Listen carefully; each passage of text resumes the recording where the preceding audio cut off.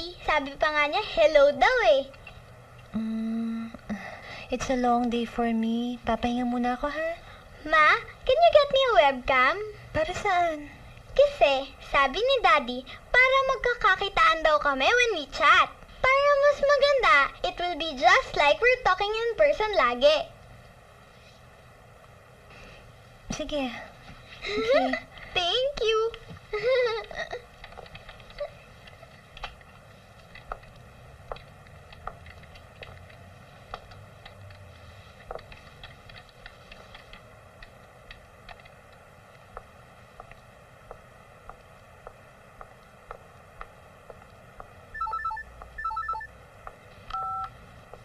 Hello?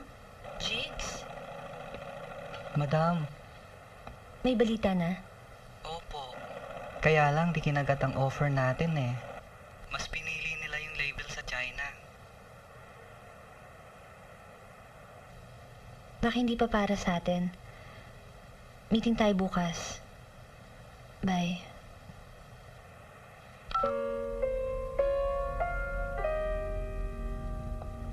Hi, sir. Ito na po yung plan na pinapahanap ninyo.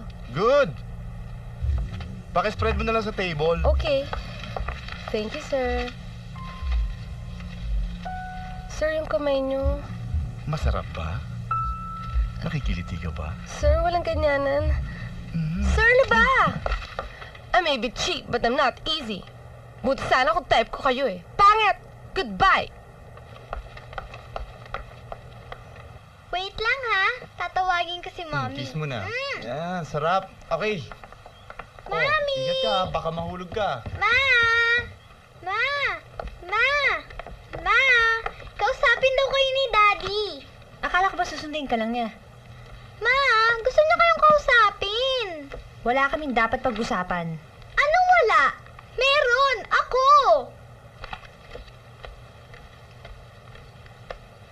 Graciela, huwag mo akong tataasan ng boses, ha? Ma naman kasi! No, hindi sinasabi sa inyo ni Daddy nagagalit kayo. Ngayon, magsasabi na sa inyo, ayaw niyo namang kausapin.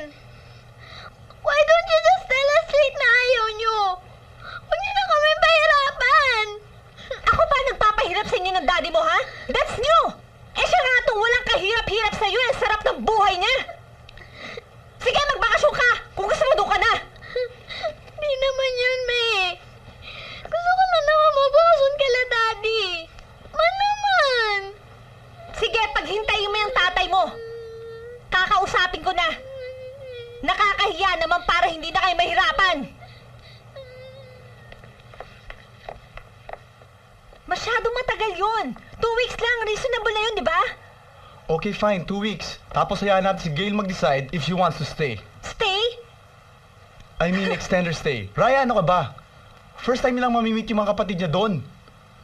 Inaasahan mo magiging sa amin sila in 2 weeks time? Or even a month, ha? Hindi sila magkasama lumaki. Gusto ko lang magkakilala sila, that's all. Miguel, nire-respeto ko karapatan mo kay Gail. Make sure she is treated well by your family.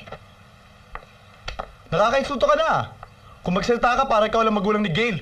Ako lang talaga. I'm the father. Only because you took advantage of me. Mali. Type mo ako at ginusto mong may mangyari sa atin. The only reason na kinakausap kita dahil ama ka ng anak ko. Anak natin. Mahal ko yung bata.